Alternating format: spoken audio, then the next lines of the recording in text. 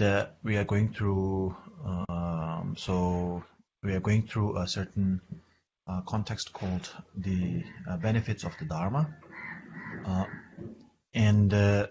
so last week we covered the 37 aspects of the Bodhi, and as well as the noble eightfold path, and so on and so forth. So today we will be, out of the 10 qualities of the Dharma, or the benefits of the Dharma, the first criteria has subcategories, and so we have been going through the subcategories for the last 3 weeks or so. It's rather long. So hopefully today we will be finishing the first category of the first category of the 10 qualities of the Buddha, and hopefully we can cover more. So today we will, the first thing we will be talking about today is something called the 4 absorptions, and then followed by something we called the 5 formless, the four formless, usually call it the 4 absorptions, and the 4 formless absorptions, or 4 formless absorptions. The 4 formless absorptions. So what happens here is that so we are talking about up until today, most of the qualities of Dharma that we just covered until today are common to both of the 3 realms. So there are 3 realms: the desire realm, where we live in, and then there's the form realm, and then there's the formless realm. So up until what we have covered, whatever we have covered up until today, are common to both the form realm and the desire realm, and some of them also covered to the formless realm as well. So today we'll be talking about the form realm and the formless realm. So the 4 absorptions and the 4 formless absorptions, and so on and so forth, are state of mind or mental state that one possesses, or that one utilizes when one is in the in such realm, the form realm or the formless realm, and so on and so forth. So we will be talking about these. So the four absorptions of the form realm and the 4 absorptions of the formless realm. This is what we will be talking about.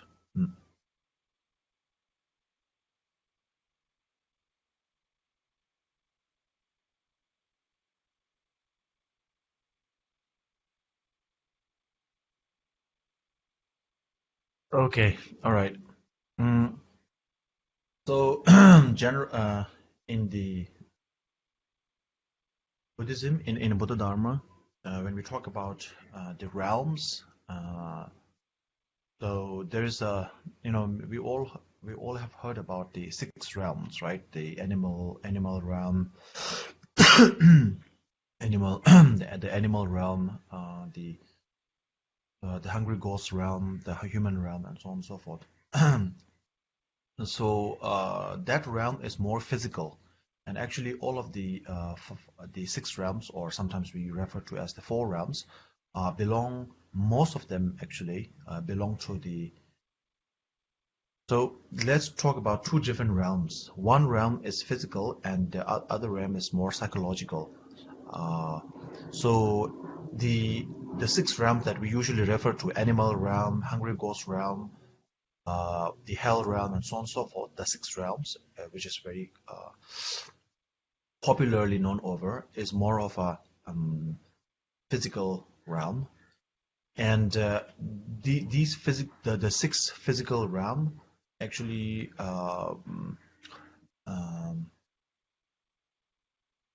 belong to the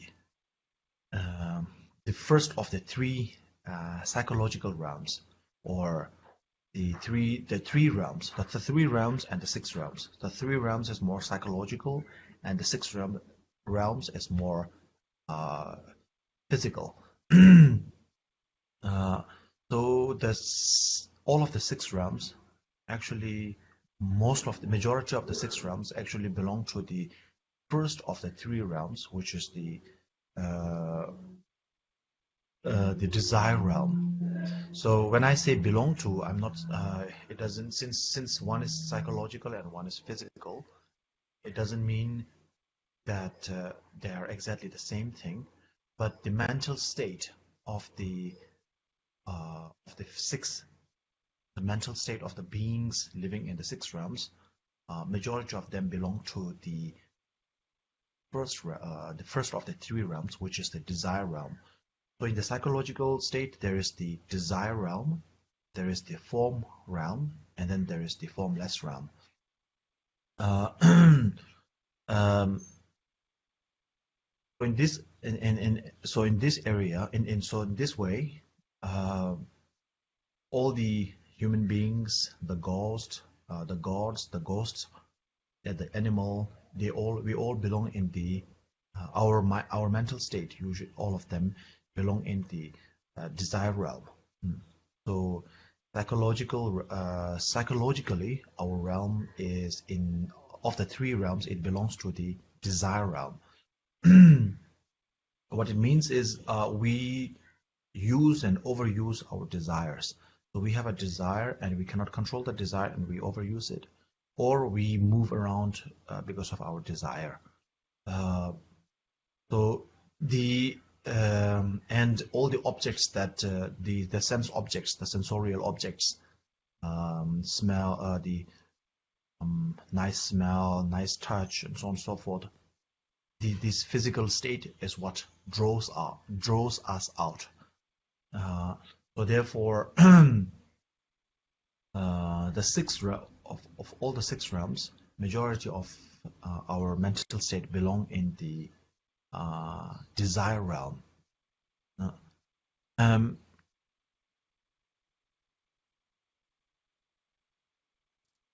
Yeah, so there is what is popularly known in the whole Buddhist world as the six realms: animal realm, hungry ghost realm, human realm,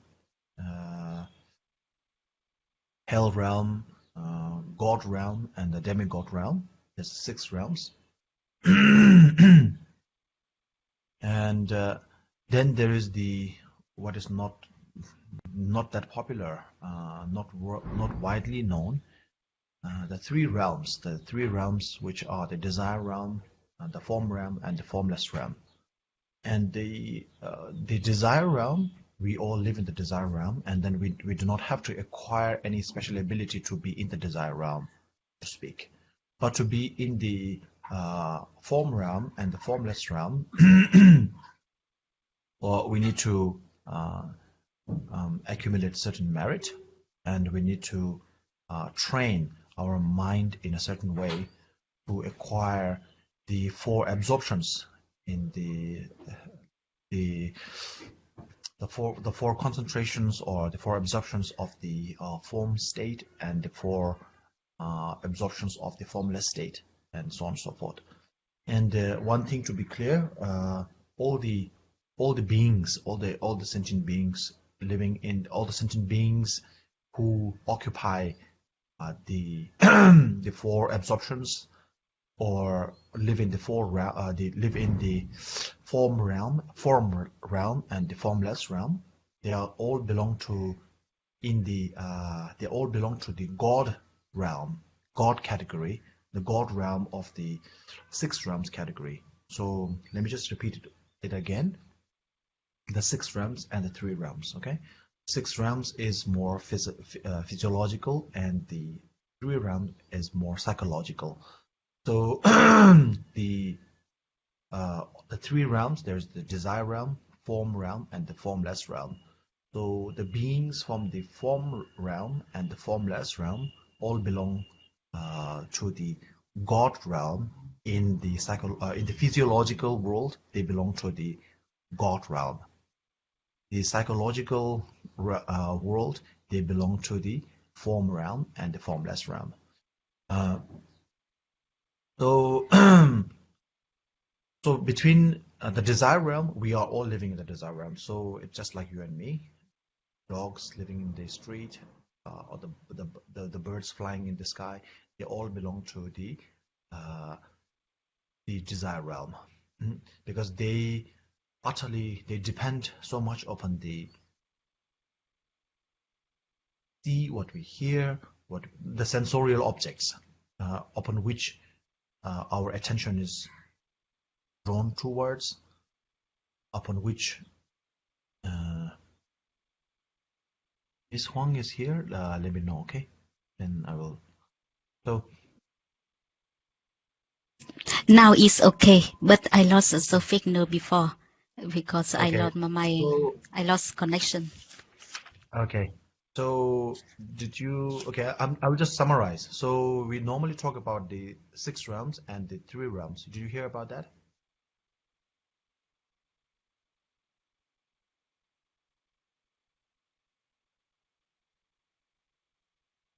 Lost her again. Okay, so let me just keep continue. So the form realm and the formless realm belong to in the physical world. They belong to the God realm. The desire realm, they belong to different in the physical world, in the physiological world. They belong to different categories of the 6 realms. So the desire realm is the birds flying in the sky, the ants crawling on the ground. They all belong to the desire realm because they depend highly on their desire to be in a better place, to be in a more comfortable place, to be in a warmer place, to be in a cooler place, to be with good friends, and so on and so forth. So there is the utmost need to depend on our desires, especially physical desires. So that's why they are called the desire realm. But one important thing is that not everyone who belongs in the desire realm are people who still has a strong desire. Like even the Buddhas belong to the Buddhas that we see. So there are different types of Buddhas: the Nirmanakayas, the emanation body, the emanation body, the true body, and so on and so forth. So the enjoyment body, and so forth. So the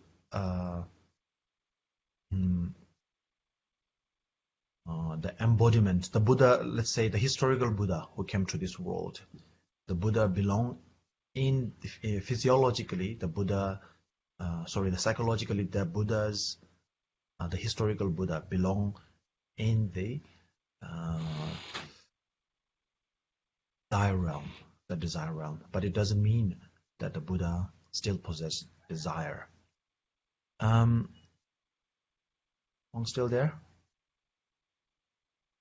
Yes, I'm still hearing you. Okay. Okay. You want to translate? Yes, you can continue. I can catch you up. I can Okay. catch up. Yes.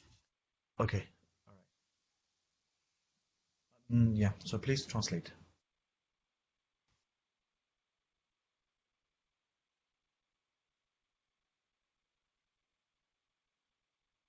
I cannot hear you.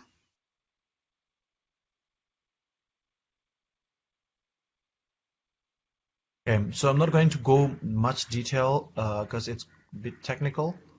But I'll just go over.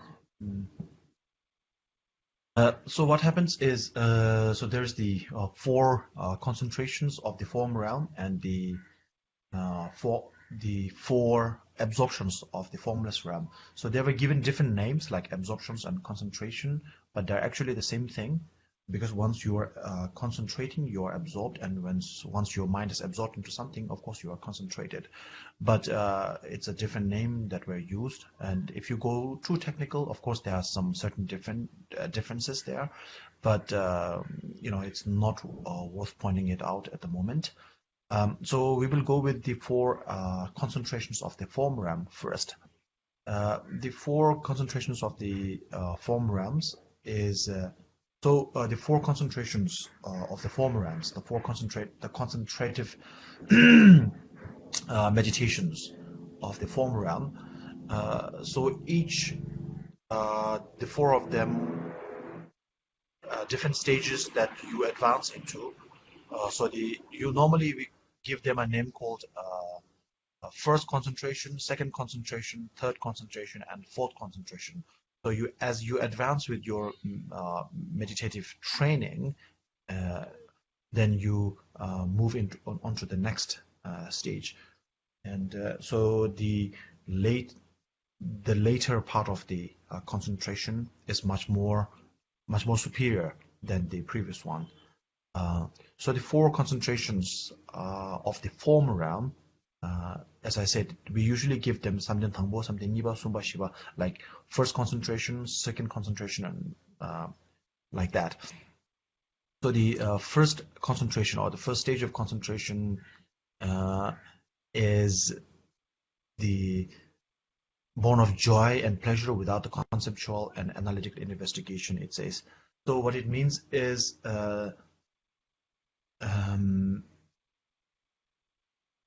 the first concentration, the first stage of concentration, you are free from judgmental, being judgmental, and becoming. So let's just call it you are free from being judgmental. The first stage of the four absorptions, sorry, the four concentrations, as it's called in the form realm, is becoming free from judgmental.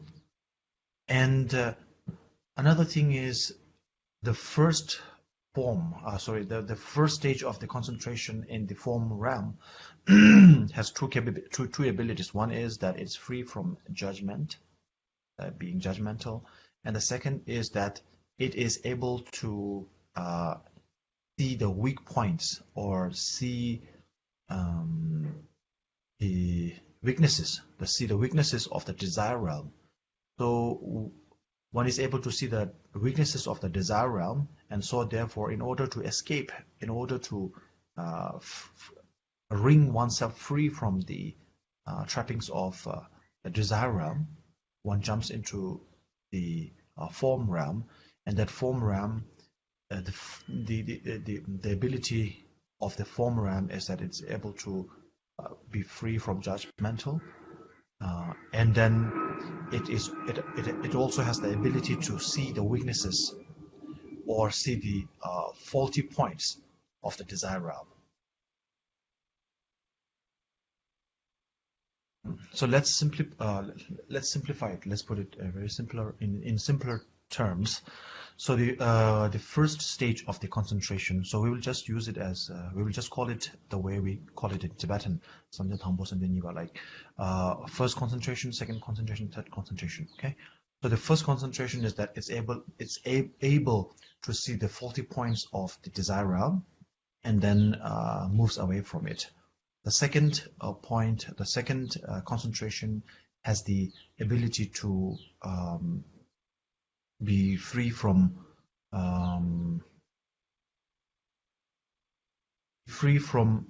diving too deeply into things and becoming too vague. So if you are going too vague, then you are able to miss the point. But if you go too deep into a certain thing, then you will also you will not be able to get into something. So if you are looking at a television, then you just look at the television. If you dig too deeply into the television, you will be digging into the pixels and the electrons and the all these things, and you will miss the actual entertainment that is coming out of the television. If you are so far away from the television, then you will not see the image going inside, the image that is displayed in the television, because you are too far away. But if you go too deep inside, also you will miss the image, the entertainment that is coming from displayed on the television set, because the image you will still miss the image. So you should not get too deep inside, too deeply involved. At the same time, you should not be too too highly distanced as well. So that is known as too deeply involved and too highly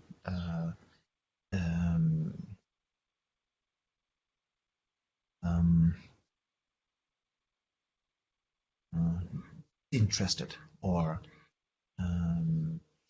so you one must not be, yeah, so one must not be too close or too far while meditating upon a certain point or contemplating upon a certain point. One should not be too far away, one should not be too near as well. So the second concentration is the freedom from these two extremes, the extremes of being too far and the extremes of being too near.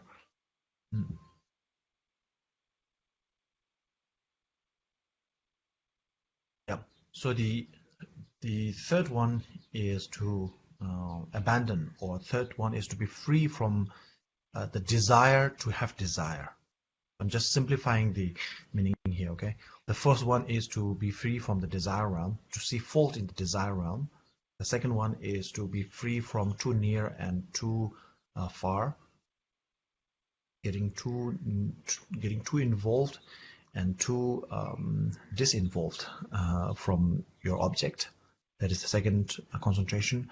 The third concentration is the free from the desire of having desire. So that is the third concentration. And the fourth is to be the fourth concentration is to be free from the two types of feelings. The feelings of joy and the feelings of sadness or sorrow, or not. In other words, to be free from suffering and to be free from happiness. So one might have this question, like, why would one to be free from the happiness or joyfulness? Because isn't this why we are going for the Buddhahood? Like the reason we are aspiring to become a Buddha is to have endless amount of joyfulness, endless amount of happiness. It is true, but the four concentration is a form of training. So it doesn't mean that all of your mind is free from happiness or sorrow or suffering, but you are able to maintain a certain amount. Your mind is able to maintain this level of freedom from both being reliant on both happiness and sorrow, as long as you want.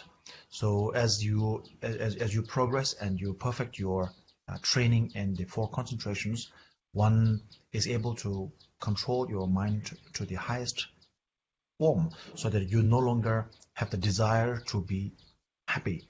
You no longer have the desire to be unhappy and happy as well. Sometimes our desire is strange. Sometimes we want to be unhappy, right? Sometimes when situations are not going well and everything is so going down, we want to cry. So that to cry is not a good thing. It's a form of unhappiness, but it is something that we desire. We want to cry. We want to let our emotions out. When we let our emotions out, there's a lot of pain, but still we desire for that. So we desire for both happiness and unhappiness in the worldly realm, in our desire realm. But as you progress with your concentrative powers in the form realm, so let me repeat again that the form realm is a mental state, it's a psychological state. In the form realm, you are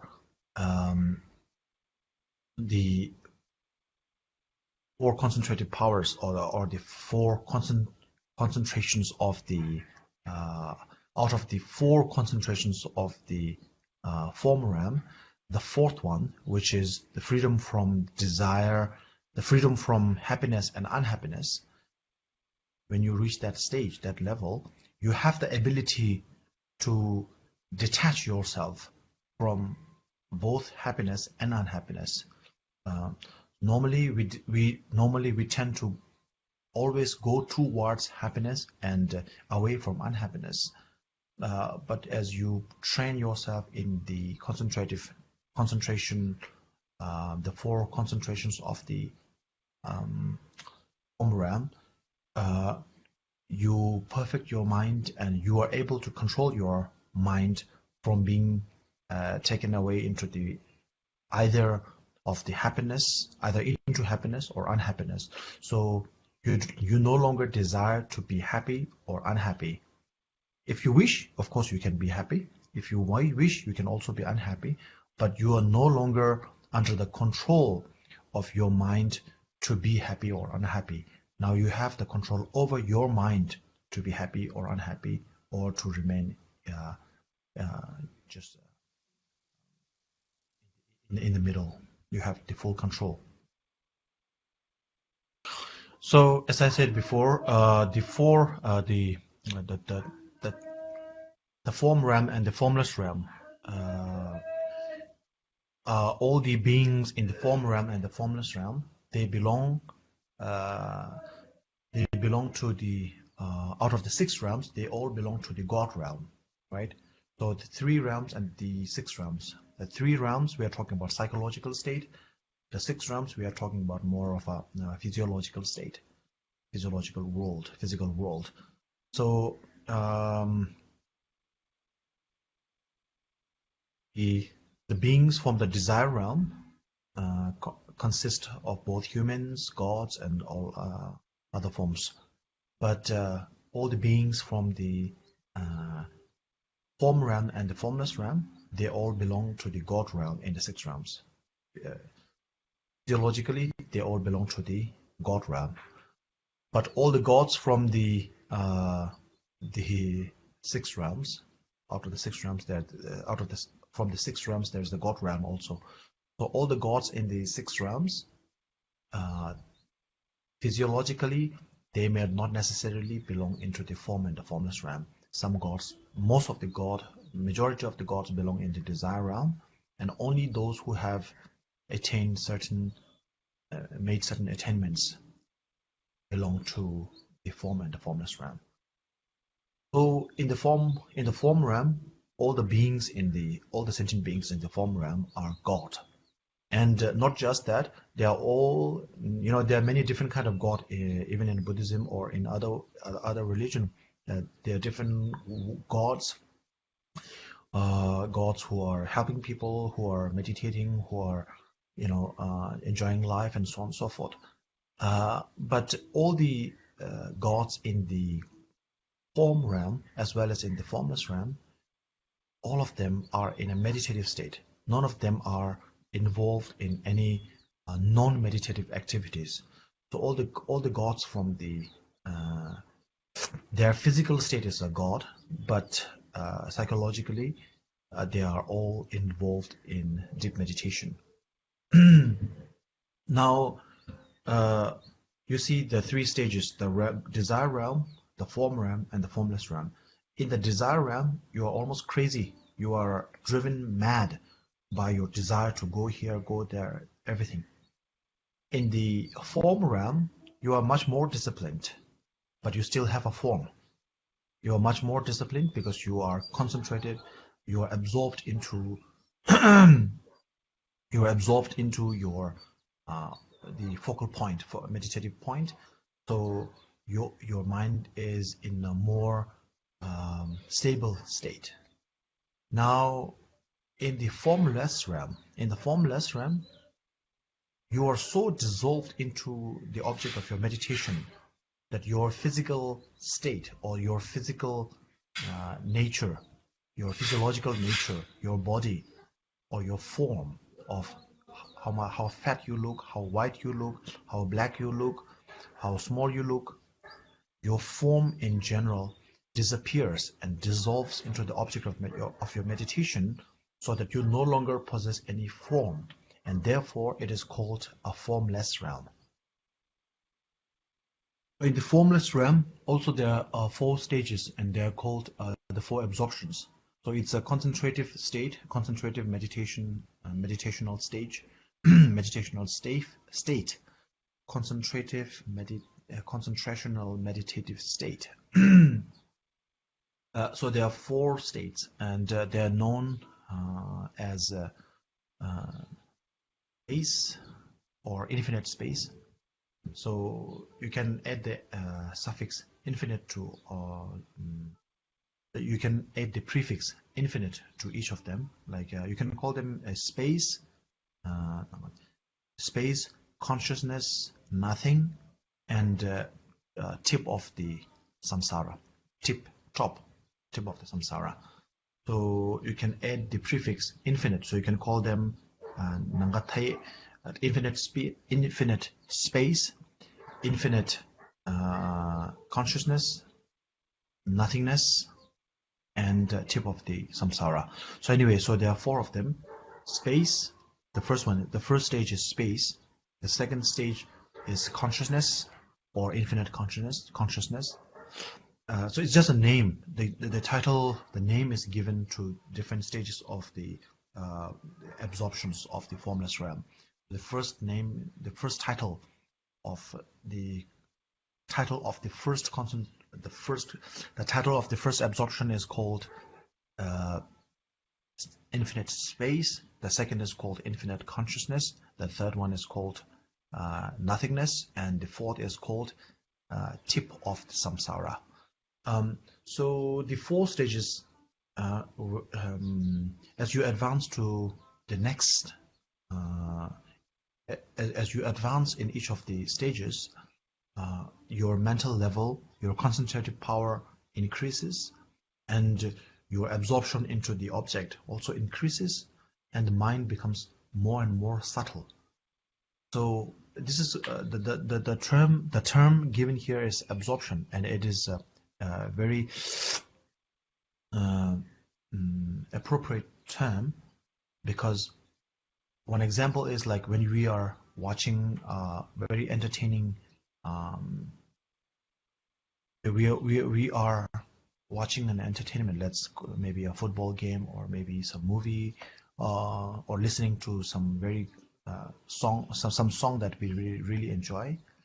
So when we really enjoy something, then our mind is totally absorbed into that. We sometimes forget that we exist, so to speak. That we forget that we are. For example, when you are listening to, when you are watching some very beautiful scene with good music, you forget at your home. You are watching it at your home, but you forget that you are at your home, and you are immediately transported into the realm in which the media is played out. So you disappear, your form disappear in the world that you are actually in, and you transport yourself into another realm, another world. So there is that kind of formlessness we can experience in day-to-day world when we are watching something that a movie or a song that we really enjoy. At that moment we are totally absorbed into our the media that we are enjoying, and our physical reality, our physiological entity in the real world disappears, and we are transported into the realm or the world of the media that is being played out. So similarly, and the more interesting, the more entertaining the media is, the movie is, the song is, we are more and more absorbed into that thing, and we sometimes we forget, or we are unaware that people enter, and people come and go out of our houses, and sometimes when we are really enjoying some games or some shows, then we really we don't notice people coming and going out. Sometimes thieves come and steal things when everyone is watching some very enjoyable game, or some great shows. So the 4 stages of absorptions are just like that. The first one is like space. It's even space is something that we cannot see, but at the same time, we know it's vast, and we can utilize space, even though we cannot see space. So space is, of course, unseen. We cannot see space, and therefore, just our mental state is just like the space, which is inconceivable, which we cannot pinpoint, we cannot see, and so it's very subtle. But at the same time, it's vast, so you can comprehend it in a way. So that's why it's called, the first stage is called space, infinite space. The second one is called consciousness. So consciousness is, comparatively, consciousness is more subtle to us, because space we use all the time. So therefore we are familiar with space. Even though we cannot see space, we are familiar with the theme or idea of space. But consciousness is something that, even though we use it all the time, but we use it unwaveringly, unknowingly. So therefore, we have no idea of what our consciousness looked like. So consciousness is more subtle in terms than than space. So as you advance in your absorption level, as you advance in your training level, you move from the absorptions of space to absorptions of consciousness. Because this is just a title. All the concentrations are, of course, consciousness. Second concentration, or the second absorption, is called, given a title, consciousness. And after that, you are so much immersed into the object, the focal point of your object, your meditative object, that it feels like there's nothing. You are totally lost into the focal object of your meditation. So it seems like there's nothing at all. So that's why the third absorption is given the title nothingness. It doesn't mean nothing, but it's given the title nothingness because it's similar to nothingness. And after that, it becomes more subtle. You are more absorbed in your object of meditation, that it's almost as you have escaped samsara. You are out of samsara. And that's why it's called the tip of samsara, the tip of samsara.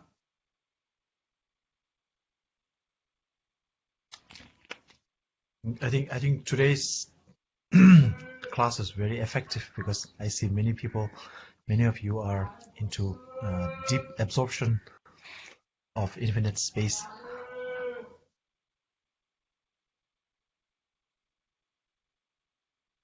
So the last of the the first instruction has many subcategories. Of the last one is that so the four absorptions we covered, right? The four absorptions. And the last one is something called the ripening and the liberating power of the mantra. The mantra here refers to, usually mantra is something that we chant, right? But mantra is also pseudonym, like it's a synonym for the tantra. So sometimes mantra is just the chanting that we do. But at other times, mantra and tantra are the same thing. So here, when they say, so here the term mantra is a reference to tantra. So tantra, as we know, tantra is a very common is a practice that is common to both Buddhism and non-Buddhist. Even in Hinduism, there is a lot of tantric practices. But when we say tantra here, we are referring to Vajrayana, which is Buddhist tantra. And so ripening and liberating of tantra means ripening means those who are not ripened has to be ripened, meaning those who are not ready for tantric practices or tantric teachings has to be very amicably handled. So one has to be very skillfully, one has to teach, or one has to expose tantra to those who are not ready for tantra. One has to be exposed very skillfully. So if the wrong methods are wrong methods are given to the right people, that is not okay. If the right method is given to the wrong person, that is also not okay. So the right method has to be given to the right person at the right time. And so that is tantric, the tantric teaching has to be handled as amicably as possible, as skillfully as possible. So that is the ripening aspect. And once you handle the ripening aspect well, of course, then the liberation will follow, just like the shadow will follow the light. So this is the meaning of the mantra thing. But this is the last of the first instruction of the 10 qualities of the Dharma. So we finally managed to cover all of the qualities or the benefits of the Dharma. The first instruction or the first benefit of the 10 qualities of the Dharma. We managed to cover the first one. So we have 9 to follow up. Maybe the follow-ups will be much more simpler. We will cover them next week. Okay, so questions, any questions, anything you want to say? You're welcome. Okay, do we have any questions? We have a couple of questions from Rinpoche. Yes, please go on. Didn't get a chance to translate it into Vietnamese yet. So can you give me 1 second, please? Yeah. So in English first, Rinpoche, I think we are too absorbing in desire stage on how to be in the highest formless. I think that's a question from. Oh, okay. Mm-hmm. This looks more like a statement. Yeah. Okay. Yeah. Okay. So, would you like to translate it, or? Could you? I'll do a translation. Yeah, it's just a comment. So yeah. So she said it's just a comment. Okay. Yep. Yeah. Is that a question to Kim? Okay. No, she said it's a comment. Okay. Okay. There's a question. So Yeah. I'll read that question then. It's a comment, but I think she would like to she would like my reaction to it. So yeah, I agree, and totally. That is, we are totally stuck in the desire realm, and the reason we need. Okay, it's a very important comment actually. It's something that I often mention to people who are aware of the 3 realms. Normally, we always talk about the 6 realms. So people who you know are aware of the 3 realms, I usually refer to that. This is the reason why we need to, even though the Buddha Dharma is all about controlling the mind or changing. It's about upgrading our mind.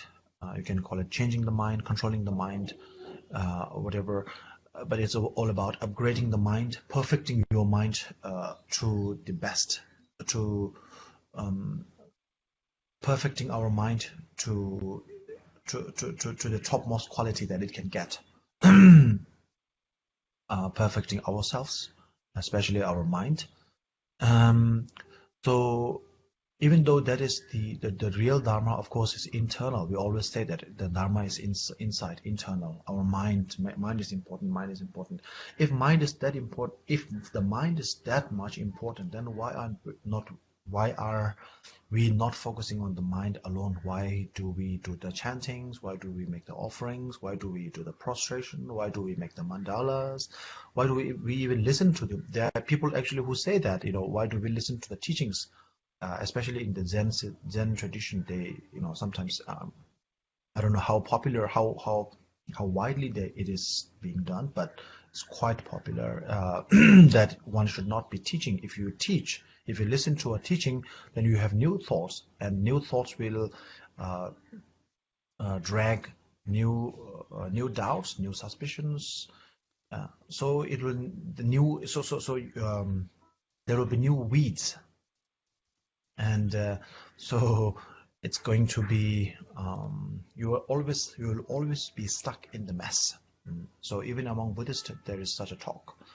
So why we should just focus on our mind alone, and let the mind stay in its natural state. That's all we have to do. And it's very true. But at the same time, we are living in the desire realm. We are living in this world where we are stuck with all the, we are too much drawn, we are drawn too much outwardly. We are drawn by all the distraction in the world. So the distraction all comes from the physical world. Nice music, and tasty things, beautiful images, soft, bad, and so on and so forth. So as long as the our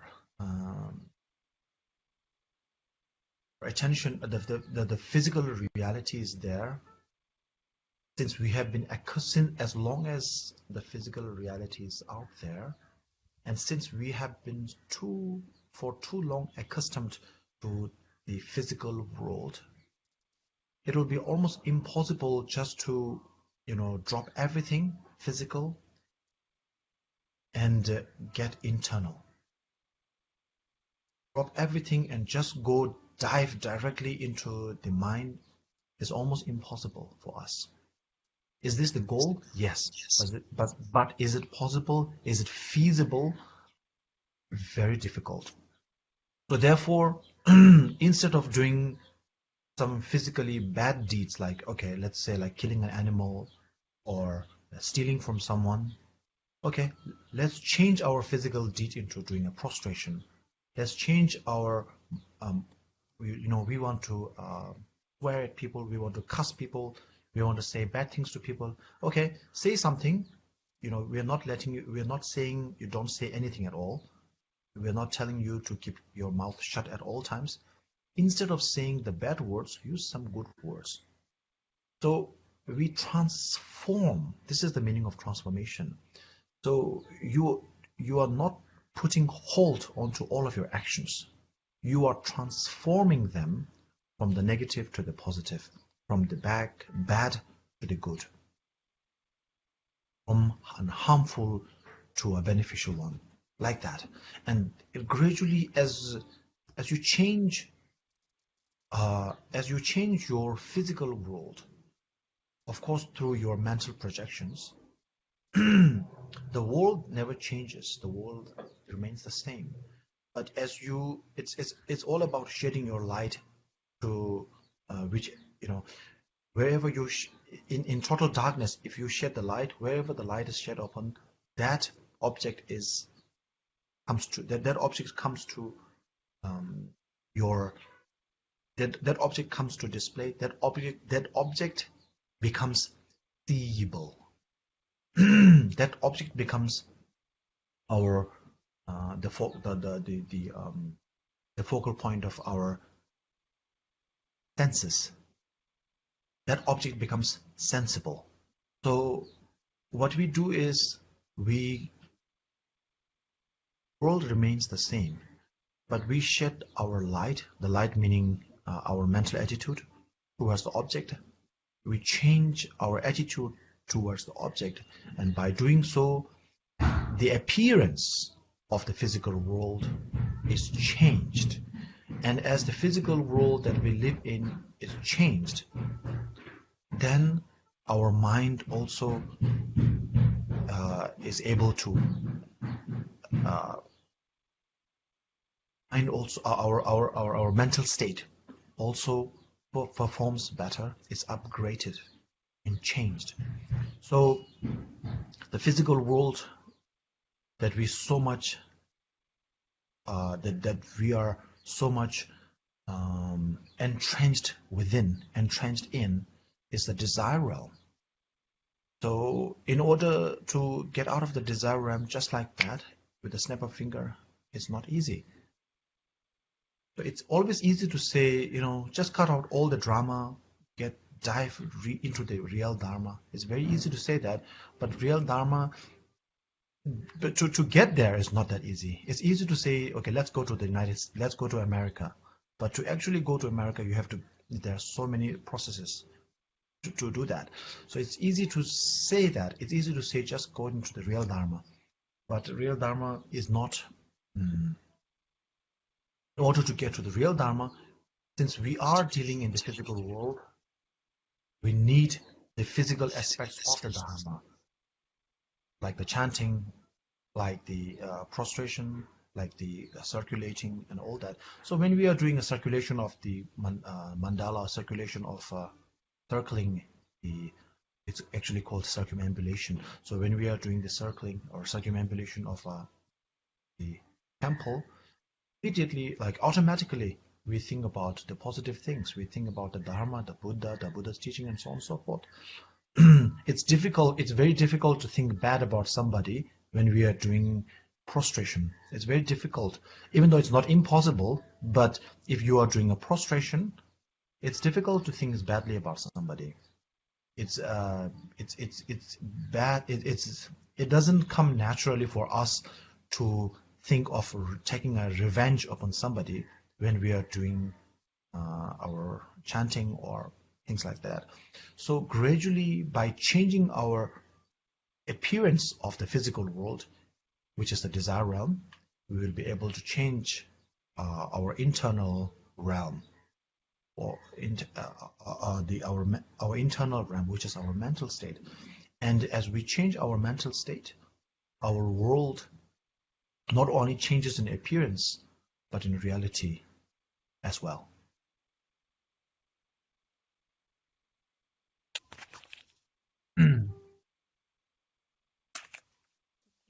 Second question, Rinpoche.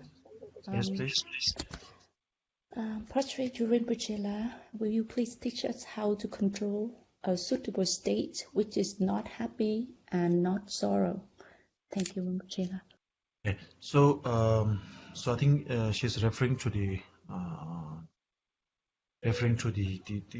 four absorptions. The four concentrations of the form realm.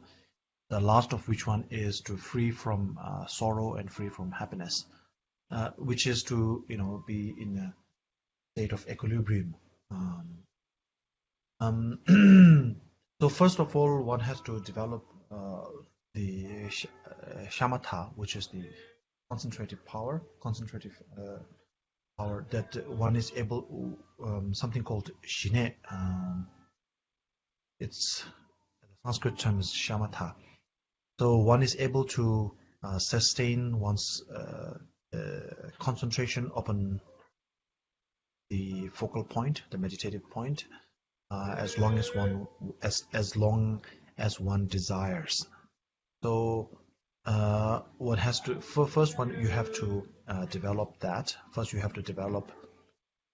In English, I think it's called calm abiding.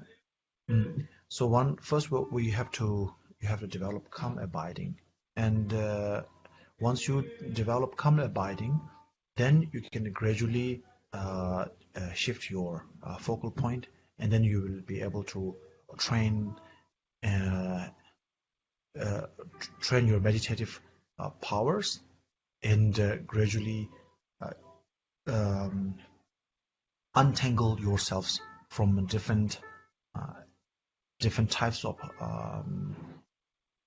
the hindrances, and we'll be able to get to the fourth stage, which is free from sorrow and happiness. So, as I said before, free from sorrow, free from happiness and unhappiness. It doesn't mean you are totally free from unhappiness or unhappiness, but at the time of your mental, during your meditative session, you are free from those entanglements. So therefore, this is called the fourth stage is known as the freedom from happiness and unhappiness. So first of all, you need to have the shamatha. You need to have calm abiding, and so as how to develop calm abiding and so on and so forth. It's there are books on that, and so you can study about how to develop calm abiding. So all these different types of concentrative meditative states, the four absorptions, for concentration, and so on and so forth. Calm abiding is the key. You need to develop calm abiding first, shamatha first, and upon that you can build up types of concentrations, different stages of concentrations, different stages of absorptions, and so on and so forth. Yeah, I think there's another question. Somebody asked, what is the right object for meditation? Can it be anything we want to focus on? So I'm just gonna put them together. Since we are talking about calm abiding and concentration, let's just put them together. So the object of meditation should be something that is not too distracting, and at the same time it's not too dull. If the subject of your meditation is something very dull, like you will not be able to focus on that. You will not want to focus on that, and you will become drowsy and fall asleep. At the same time, if it's too distracting, for example, if it is a boy or a girl that you love, then you are so passionate about that person, then this becomes your attachment rises while meditating upon that object. So it doesn't help. So at the time, even though you may be able to focus well, but at the same time, your negative aspect, which is attachment, will also keep rising. So that is not good for you.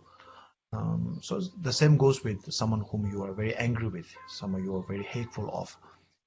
Let's say your enemy, somebody that you do not like. You can think of that person all the time because this is something that is bothering you at all times.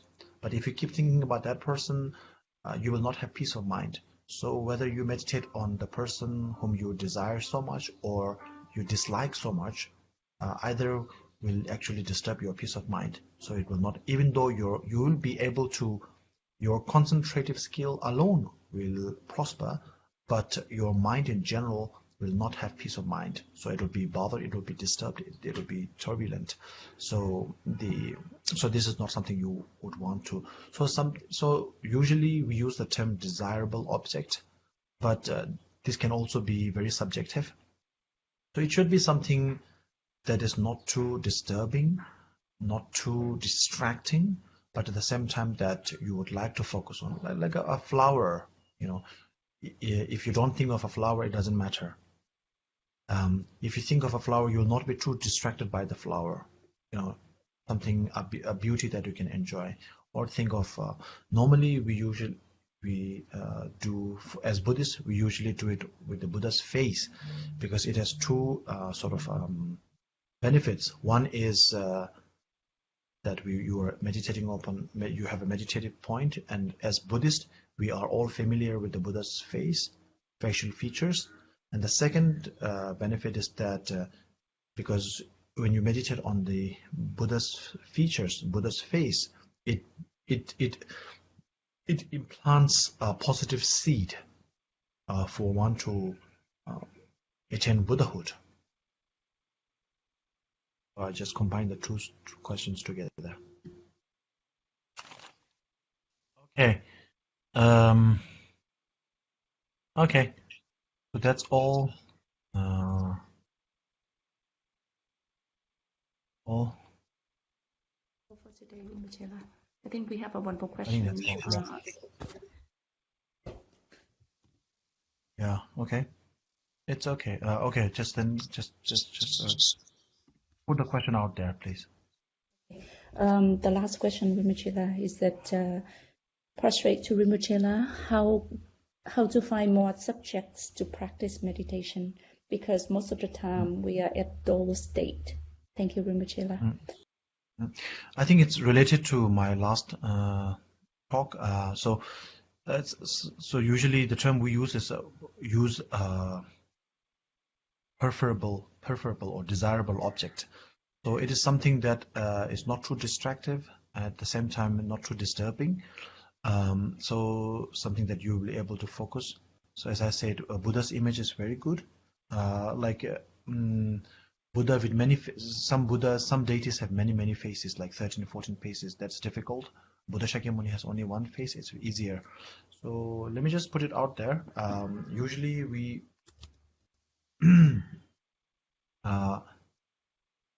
visualize a Buddha in front of you. So it can be 1 meter, 2 meters or more. Like if you are to make a prostration, your hands will be able to touch the Buddha. So the distance of the Buddha should be like that. Then the Buddha is not sitting on the ground, but it's actually at the same height as your forehead. And then the Buddha is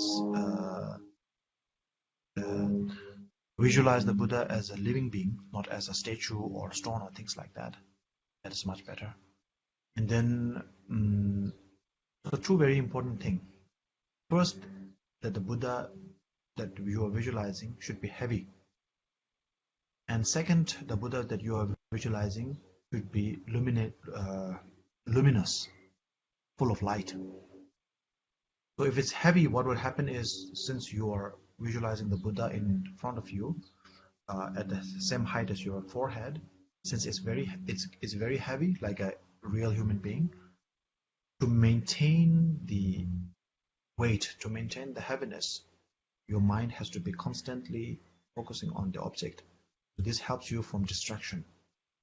And if the object is very luminous, full of light, then this light will actually help you from becoming dull. So these are the two flaws or difficulties that one faces during meditation. One is distraction or excitement, too much out there, and the other one is lethargy or dullness, which is too much in there. So too much inside or too much out there is both are to be. So this method actually helps you with that.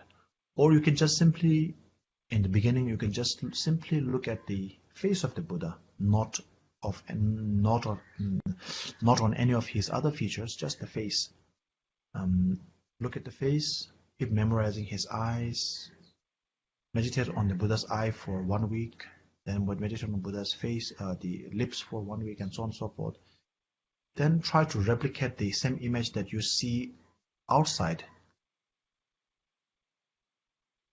Replicate the image that you see outside into your inside as well. Try to project the same image that you see outside. When you close your eyes, are you able to create the same image or not? So engage yourself in that activity, and this will help you from dullness. And always make sure that the Buddha is very bright. We always, in Tibetan Buddhism, all the statues are painted in gold, even though Buddha's face is not gold, but we paint them in gold. This is to give the effect of a glowing glow, and also to make the Buddha luminous. In ancient time, we don't have lamps and things like that to put on, so we use gold. The Buddha is glowing at all times. Of course, Buddha's face is not golden. I don't think he's even fair-skinned. I think he's quite dark-skinned because he's Indian. But we like to paint him in that way because this is to portray that he's glowing, that he's luminous. So that is the object, and that is something that we should keep in mind while meditating.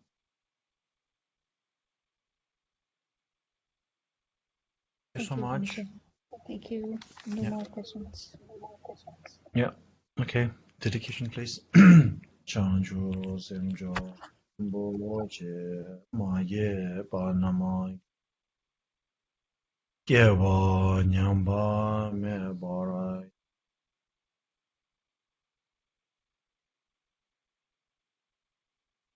adi nyodo lama sanje drogyoron jekyang ye sala ge bara